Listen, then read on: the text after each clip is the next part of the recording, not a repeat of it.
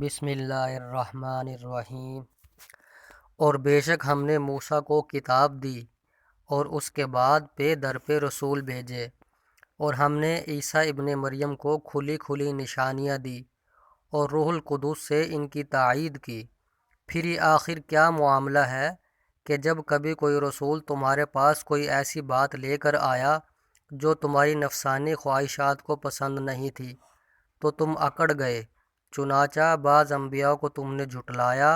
اور بعض کو قتل کرتے رہے۔ اور یہ لوگ کہتے ہیں کہ ہمارے دل غلاف میں ہیں، نہیں بلکہ ان کے کفر کی وجہ سے اللہ نے ان پر پھٹکار ڈال رکھی ہے، اس لیے وہ کم ہی ایمان لاتے ہیں۔